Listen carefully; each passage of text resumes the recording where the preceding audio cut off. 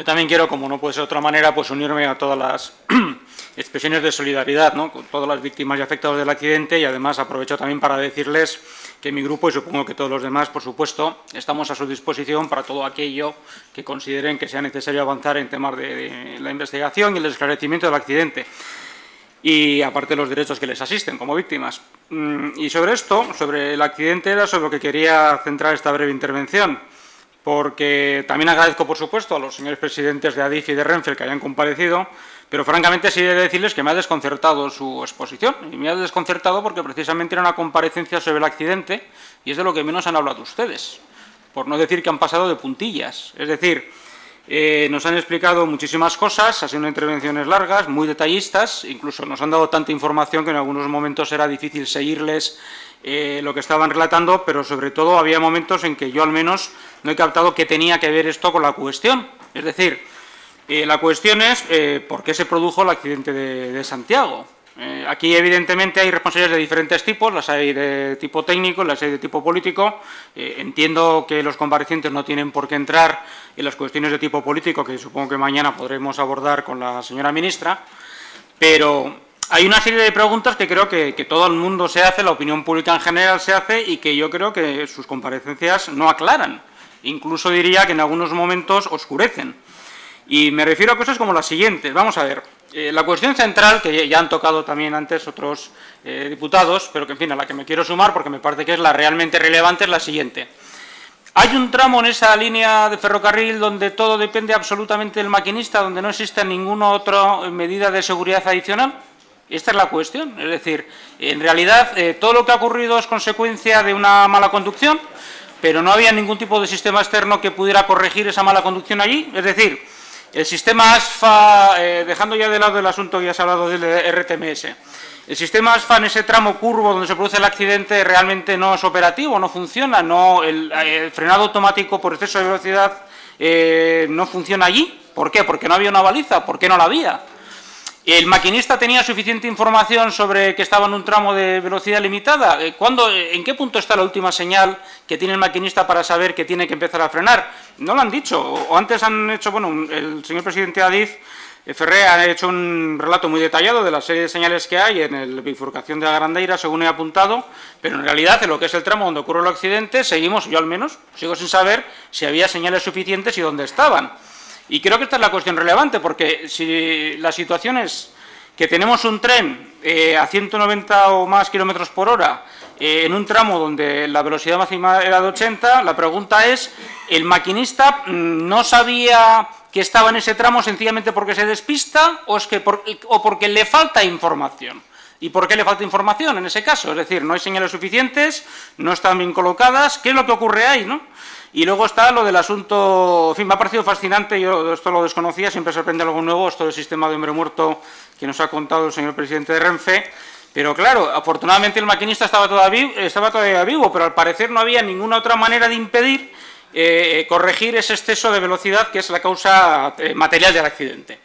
Y bueno, pues en fin, yo también creo que aquí hay responsabilidades políticas y muy serias, pero también creo que el momento para abordarlas es la comparecencia de la representante del Gobierno, de la señora ministra, ¿no? Porque efectivamente estamos hablando de un tramo de alta velocidad, aunque el tren sea de velocidad alta, donde al parecer no hay la seguridad o las medidas de seguridad que se supone van intrínsecamente aparejadas a ese tipo de tren. Ustedes también han evitado cuidadosamente el citar siquiera la palabra AVE o líneas de alta velocidad hasta el final de la exposición del señor presidente de Renfe dentro de la enumeración de los servicios que prestan. Pero en la publicidad que tiene Adif en la web, el tramo de Ourense hasta La Coruña está publicitado como de alta velocidad y por lo tanto todo el mundo entendía o entendíamos que por lo tanto cumplía con todos los requisitos y protocolos que tiene ese tipo de trenes. Resulta que no es así. Y esto, sin duda, hay una responsabilidad política en inaugurar y en vender como y en presentar como determinada infraestructura lo que en realidad no lo es. Pero como ya digo, en fin, habrá que aclarar qué es lo que ha ocurrido exactamente ahí, porque lo que nos han contado ustedes, y ya les digo, nos han contado poquísimo del accidente, es que en determinado momento hay un tren que va como una bala y no hay manera humana de hacer que frene si, por las razones que sean, el maquinista, salvo que entre en funcionamiento el sistema este del hombre muerto que usted nos ha explicado, digo que no hay manera humana alguna de evitar que ese tren descarrile. Y esta cuestión es grave porque no es eso lo que los ciudadanos esperamos de un tren de alta velocidad. Yo también, por cierto, soy usuario habitual de los trenes y, bueno, en fin, ya sé lo que es pasar de un tramo de alta velocidad a otro que no lo es, o de velocidad alta, etcétera, y todo este tipo de cosas, pero no es eso lo que se nos había dicho que ocurría o lo que podíamos esperar de ese tramo en particular. Y esto es grave, y esto es muy serio. Porque evidentemente estamos hablando de que por conveniencias estrictamente políticas, que tienen que ver con presentar grandes avances y progresos en lo que ha sido una apuesta estratégica fundamental en la política de transporte de este Gobierno y del anterior, de los dos, del actual del Partido Popular y del anterior del Partido Socialista, lo que se ha hecho finalmente es, bueno, pues vendernos humo, al menos en este tramo en particular. Y esto es una cuestión que hay que dilucidar y que hay que aclarar y que desde luego tiene responsabilidades políticas. Pero termino ya. Lo que a mí me gustaría es que ustedes, en el turno que tienen de respuestas, nos aclaren esta cuestión definitivamente. Es decir, sí o no había medidas de seguridad externas a lo que es la propia conducción del maquinista en el tramo en particular donde ocurre el accidente. Me refiero tanto a balizas del sistema ASFA que fueran capaces de frenar el tren como de señales suficientes para informar al conductor de la situación en que estaba su tren. Como he indicado en mi exposición, el trazado de entrada a la estación de Santiago cumple con toda la normativa técnica en vigor. De hecho, era común a las 5 alternativas que se contemplaron en el estudio informativo, y de las más de 300 alegaciones que se presentaron por las diferentes instituciones, ninguna cuestionaba o sugería modificaciones en esa parte del trazado, por lo que podemos afirmar que su diseño fue pacífico. También lo ha sido su explotación, ya que durante la misma no hemos recibido ninguna queja ni recogido incidente alguno en la zona.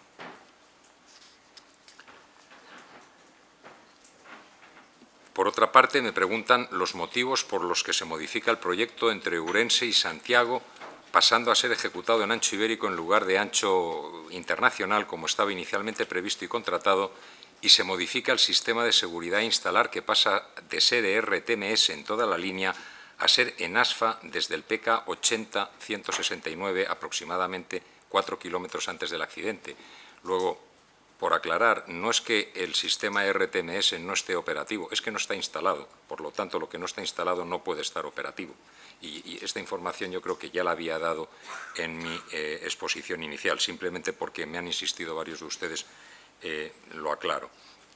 Ni la propuesta de modificado del contrato que se realiza en junio de 2010, ni la continuidad de las obras que el 25 de abril de 2011 suscriben el presidente de Adif, el secretario de Estado de Planificación e Infraestructuras y el ministro de Fomento especifican las razones que llevaron a tomar esa decisión. Son los técnicos que participaron en las mismas los que nos indican cuáles fueron las causas fundamentales. Y voy a reiterárselas porque ustedes me han insistido en varias ocasiones en esto.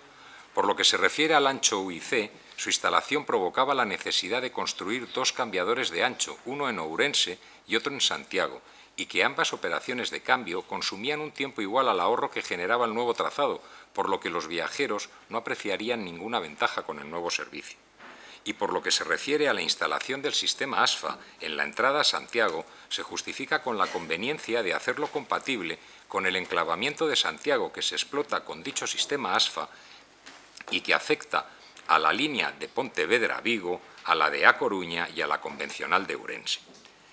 No creo que este sea el momento de valorar lo acertado de la decisión, como ustedes me solicitan, pero sí tengo que afirmar que el diseño del equipamiento se ejecutó conforme a lo que la normativa técnica vigente establecía. Por lo que se refiere a que si ha habido alguna modificación en la política de mantenimiento de Adif que haya podido influir en la existencia del accidente, mi respuesta es radicalmente no. Los elevados estándares de seguridad de la conservación preventiva y correctiva de Adif siguen siendo los mismos y conviene destacar que el año en curso dedicaremos más de 710 millones de euros a esta tarea. La seguridad en la circulación es nuestro objetivo fundamental y la razón de ser del sistema ferroviario, y es implanteable cualquier acción que lo pueda poner en riesgo. Les he explicado con anterioridad el importe del contrato de conservación y mantenimiento exactamente de la zona donde se produce el accidente, como en el año 2013 está previsto que gastemos en eso más dinero del que ya se gastó en el año 2012, y además tengo que terminar de recordarles que también he indicado que el lugar del accidente había sido inspeccionado y auscultado el pasado 20 de abril. Me preguntan también por qué no se había instalado anteriormente la baliza de control de velocidad que desde el día 29 se encuentra funcionando antes de llegar al punto del accidente.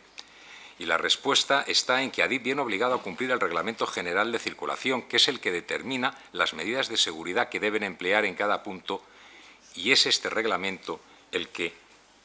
dice que no tienes que instalar una baliza cuando la limitación de velocidad es permanente, como era el caso, y que sí que tienes que instalar una baliza cuando la limitación de temporal es temporal, como es el caso actualmente. Por eso ahora está instalada y antes no lo está. Señorías, sobre la cuestión de si esto era o no alta velocidad, también quiero ser claro. El accidente ocurrido en Santiago de Compostela no es un accidente de alta velocidad. La alta velocidad es un sistema que integra tres elementos: una línea de alta velocidad, un tren de alta velocidad y un sistema de seguridad de alta velocidad que permita circular a velocidades superiores a 220 km/h.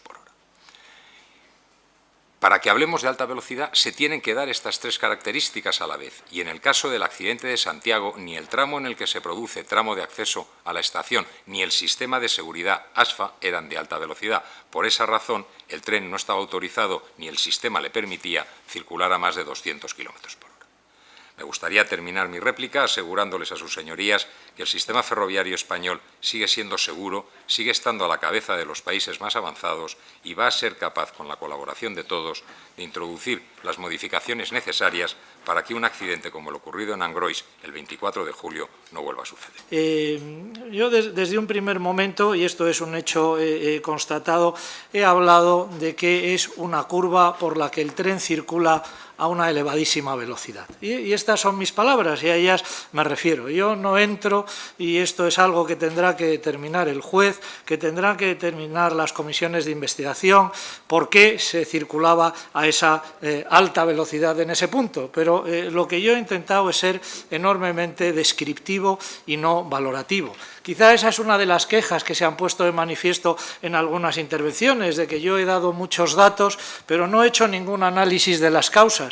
No nos corresponde a nosotros hacer un análisis de las causas, es un tema que está sujeto a una investigación judicial, es un tema que está estudiándose por los servicios de seguridad internos y por los servicios de seguridad independiente de una comisión técnica de accidentes, y sería algo fuera de lo que es nuestro papel hacer otra cosa que no sea reunir datos, poner esa información a disposición de sus señorías, ponerlas a disposición de todos los ciudadanos, y que también pues, las víctimas y sus familiares conozcan que hay una política de transparencia, de plena comunicación de la información, y que esa es la máxima preocupación que tienen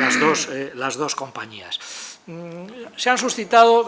temas de interés y sobre los cuales nosotros estamos estudiando muy a fondo. Los protocolos de comunicación. Evidentemente estamos examinando a fondo los protocolos de comunicación, si las recomendaciones que se han hecho hasta ahora, que están muy claramente orientadas y que tienen una finalidad muy evidente, que es que las comunicaciones se utilicen para lo que se deben utilizar, pero examinaremos muy a fondo todo lo que podamos hacer en relación con ese punto. Se ha hablado también sobre el tema del número de maquinistas. Nosotros estamos apuntando y tomando muy buena nota de todas las recomendaciones. Es un hecho que hoy día en los sistemas ferroviarios en Europa y en el mundo están diseñados en el 99% de los casos para que sea un maquinista el que esté al frente del tren, y eso es el estado del arte de las cosas. Eso no quiere decir que no se replanteen, que no se analicen los sistemas de acompañamientos, las intensidades de los acompañamientos, los tramos que requieran más acompañamientos, y para eso, como no podría ser de otra manera, pues estamos absoluta y plenamente abiertos. Hay otra cuestión que también se ha planteado en los medios, que se ha planteado en esta sesión, y es la relativa a que el tren tuviese embarcado el sistema ASFA y el sistema RTMS, y no tuviese activo el sistema RTMS en el tramo de Orense-Santiago, pero lo tuviera en el tramo de Olmedo. Yo creo que esto no es sino una prueba más de cómo funcionan los protocolos de seguridad. Es decir, que al mínimo incidente que se produce en un sistema de seguridad, se ponen en conexión los sistemas de seguridad de las dos compañías, se protocoliza y se dice en qué condiciones hay que circular. Y se dice, usted tiene que circular bajo el sistema ASFA, que es bajo el sistema en el que circulan los trenes en 11.000 kilómetros de la red ferroviaria, no rebase usted la velocidad de 200 kilómetros por hora, y esto es lo que usted tiene que hacer. Si la recomendación hubiera sido ocurrido otra, aparte usted el tren o haga usted lo otro o instale lo que sea, pues lo hubiéramos hecho tal y como se hubiese indicado. Y insistamos nuevamente en que los sistemas de seguridad no los deciden los presidentes de Adif y de Renfe, sino que los deciden un conjunto de personas en un sistema muy protocolizado y con un profundo conocimiento de lo que están haciendo. Precisamente una de las razones que se indica, llevan ustedes mucho tiempo. Ustedes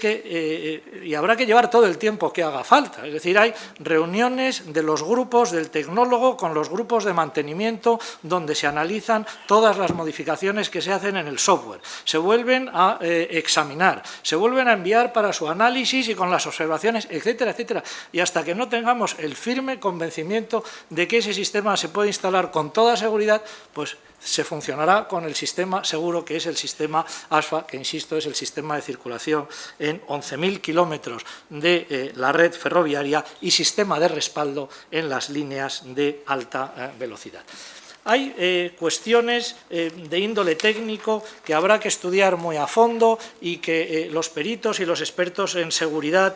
tendrán que hacer. Se refería el señor Pere Macía a una cuestión que se ha suscitado también en los medios y que él la plantea y que aquí se ha discutido, es la seguridad de los trenes híbridos. Y aquí yo creo que de los datos que hemos reunido hasta ahora, permítanme hacer exclusivamente dos comentarios. Uno primero, que este es un tren y en relación con el peso, que tiene un peso por eje muy inferior al que tienen otros trenes. Por lo tanto, cuando hablamos de que es un tren pesado, esto hay que analizarlo con detenimiento. Y en segundo lugar, el tren toma esa curva con una aceleración lateral 4 veces superior a la que es admisible. Es decir, no hay ningún tren que pueda entrar en una curva a 4 veces más de aceleración lateral que a la que la tomó ese tren. Es decir, esto es un hecho y, por lo tanto, yo creo que es importante que hablemos de que los trenes híbridos que, como insistía, han circulado más de 1000 veces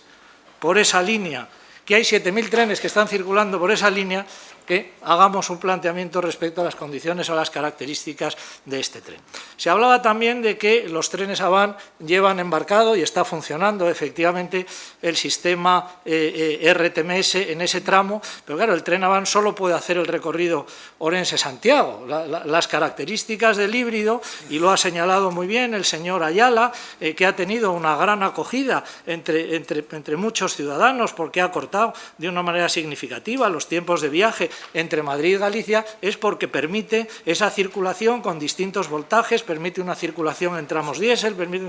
y estas son las características de un tren que, insisto, antes de su puesta en servicio ha sido sometido a muchos controles, análisis, homologaciones, auditorías antes de su puesta en circulación. Yo creo que el presidente de Adif ha ido contestando al resto de las cuestiones que ustedes han ido planteando, y yo pues no quiero sino terminar esta intervención diciendo que nuestra preocupación son las víctimas, que nuestra preocupación es un análisis exhaustivo de la información y la colaboración con el proceso de investigación judicial y con todos los órganos que tienen algo que decir aquí, y que intentaremos analizarlo todo a fondo. La ministra y el secretario de Estado y la propia secretaria general de Transportes desde un primer momento se han dirigido a las instituciones para que revisemos, auditemos y analicemos a fondo los sistemas, procedimientos, mecanismos, etcétera, y no hay otra cosa que nos asista que entrar en ese análisis riguroso para evitar que un hecho tan tremendo como este pues pueda volver a repetirse.